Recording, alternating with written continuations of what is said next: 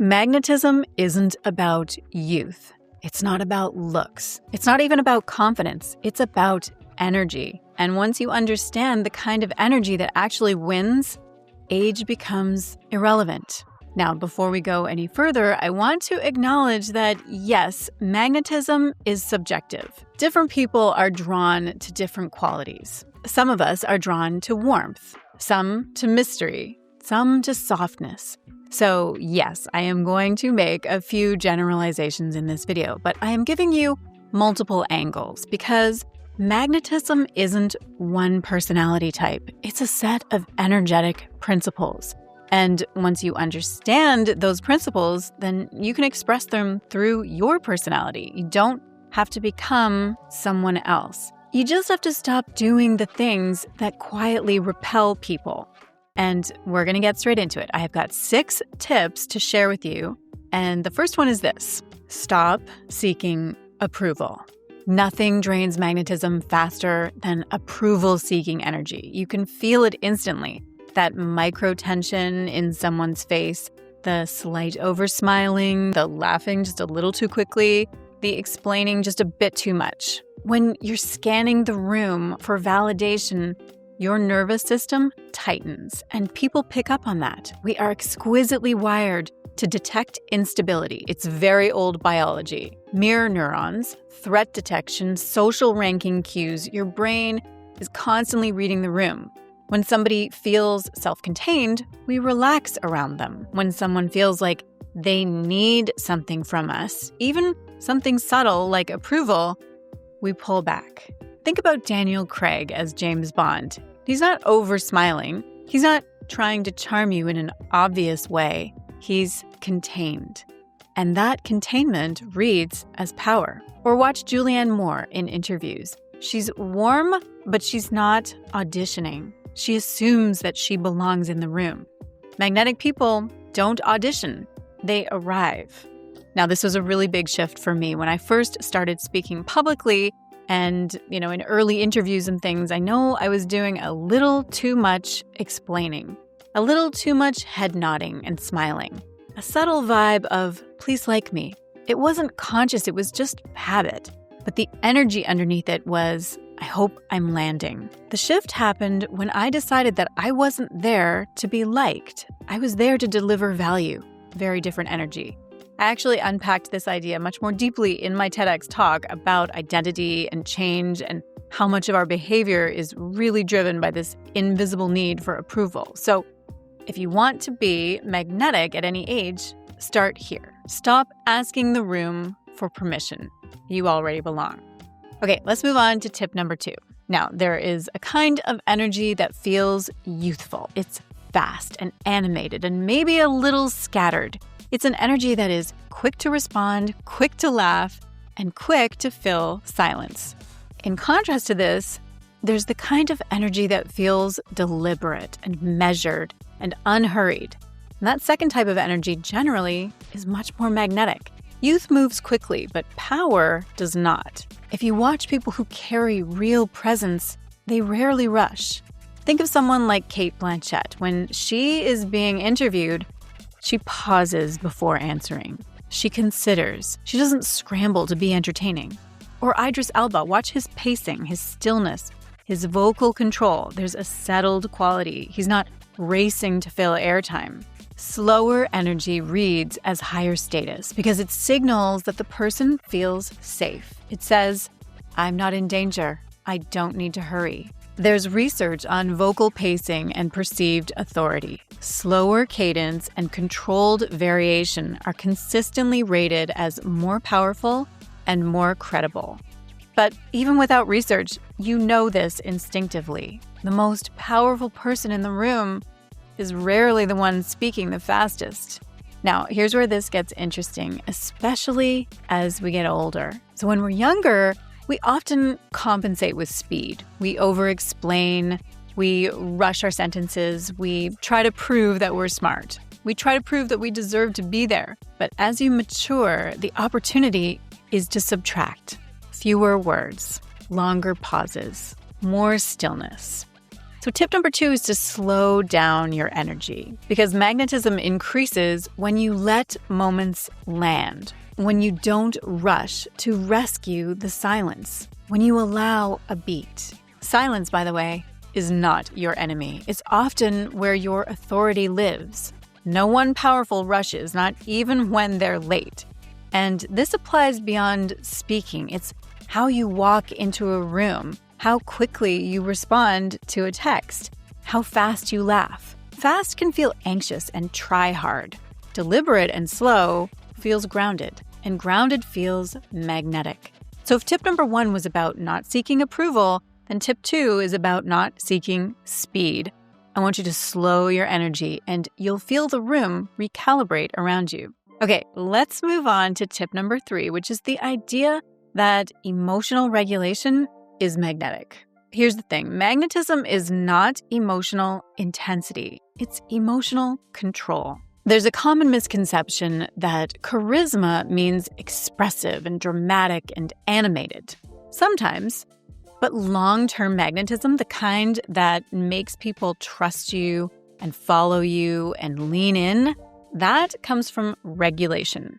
Calm nervous systems attract. Reactive nervous systems repel. We are wired for co-regulation. Your nervous system is constantly reading the stability of other people's systems. If someone is volatile or easily offended, easily flustered, easily defensive, we feel it. And even if we can't name it, we back away. On the other hand, when someone remains steady, especially under pressure, something shifts. We relax. We trust them. We assign them strength. Think about one of my favorite fellow Canadians, Keanu Reeves. He is not magnetic because he dominates a room.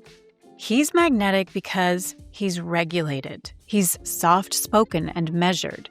There is no emotional spillover. Or think about Roger Federer at his peak. High stakes match, enormous pressure, and his emotional composure was part of what made him compelling to watch. That steadiness reads as mastery. And there's science behind this. When somebody displays a consistent emotional regulation, our brains interpret it as safety and competence. It lowers perceived threat. It increases trust. So magnetism is not about being the most expressive person in the room. It's about being the most stable. Now, this doesn't mean suppressing emotion. It means not being ruled by it. There is a difference. If your mood dictates your presence, your energy becomes unpredictable. And unpredictability doesn't feel powerful, it feels chaotic. Basically, magnetic people are responsive, but not reactive. They don't escalate quickly. They don't crumble quickly. They don't perform their emotions for impact. They hold themselves. And that holding creates gravity. Here's the truth. If you want to become more magnetic at any age, it's important to strengthen your nervous system, get good sleep, have boundaries, have self-respect, practice emotional awareness. None of that is flashy, but it changes the way that people feel around you. Quick test, are people calmer after interacting with you or kind of on edge? One of those builds magnetism, the other builds drama. And drama is exciting for about 11 minutes. Then it's exhausting.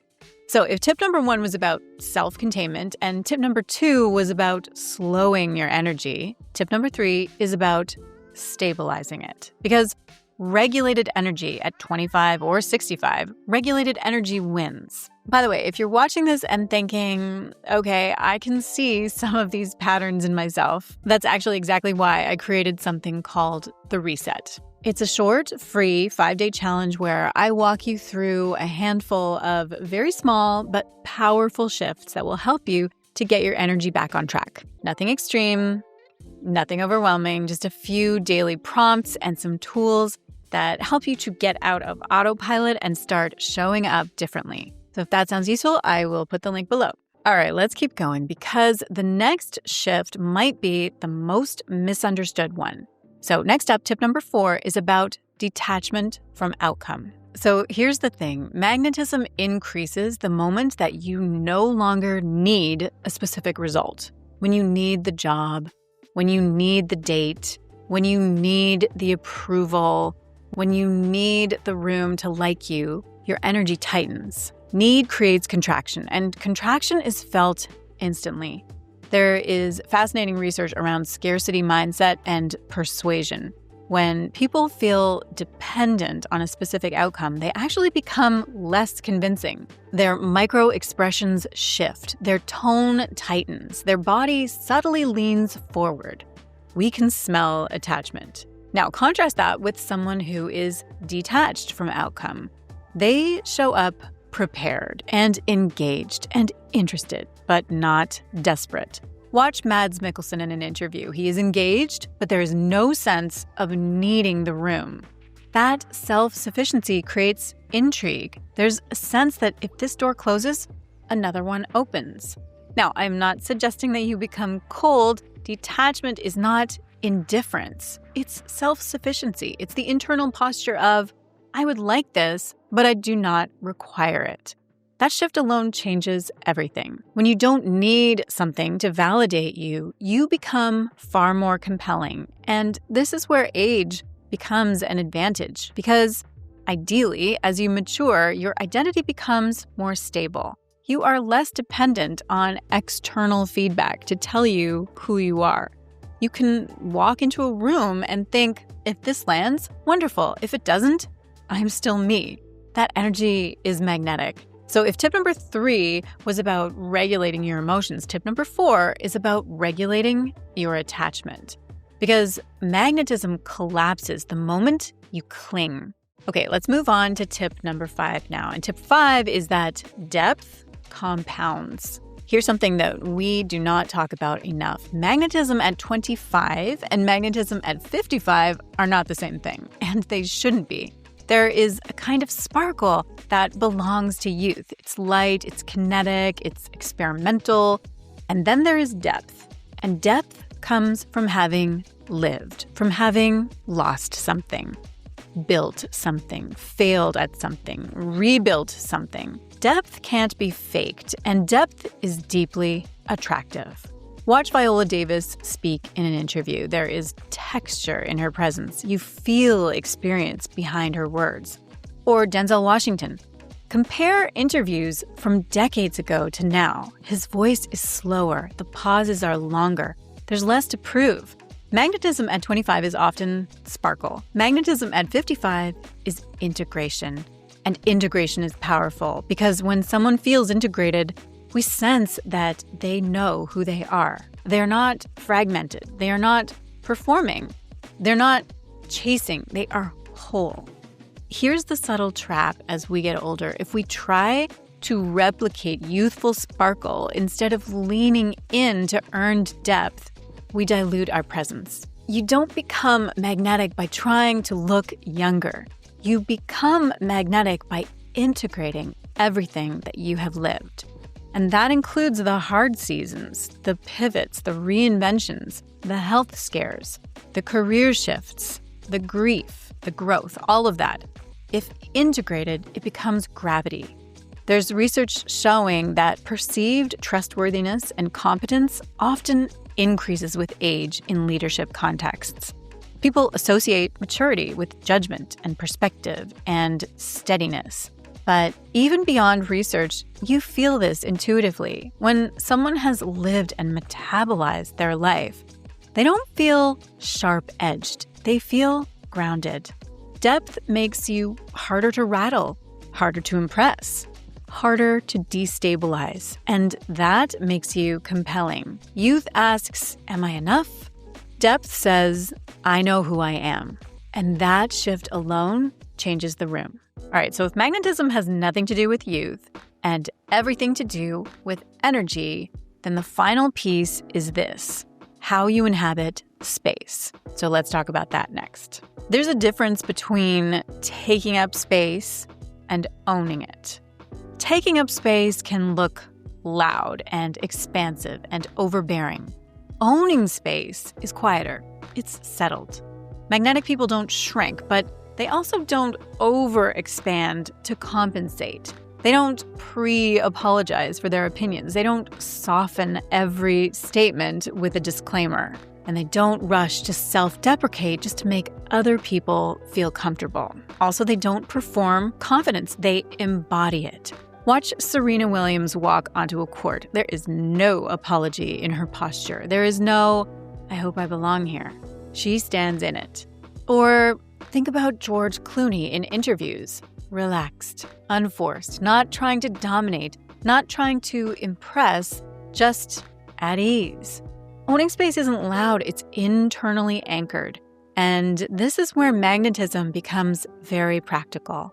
Owning space might mean holding eye contact a beat longer, or not explaining your joke, not shrinking your voice at the end of a sentence, not rushing to fill every silence with nervous chatter. It might mean walking into a room and standing still for half a second before moving. That half second alone changes your energy. Magnetism often lives in micro behaviors, in what you don't do. You don't flinch. You don't overcorrect. You don't scramble.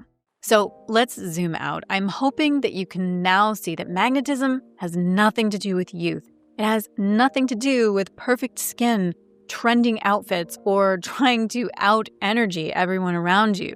It's about self-containment, deliberate pacing, emotional regulation, outcome independence, depth, and owning your space. Notice something? None of those require you to be younger. In fact, most of them improve with age. You don't age out of magnetism, you age into it. And the beautiful thing about energy is that it matures. So if this resonated with you, I want you to watch the video that I am queuing up for you next on the final screen, because magnetism collapses the moment self-doubt takes over. And in the next video, I break down exactly how to eliminate self-doubt in 13 minutes. And I will see you there. All right, let's keep going, because first let's get rid of this hair in my face. Okay. Battery is still holding. We're all right. They actually become less convincing. They're micro expressions. Okay.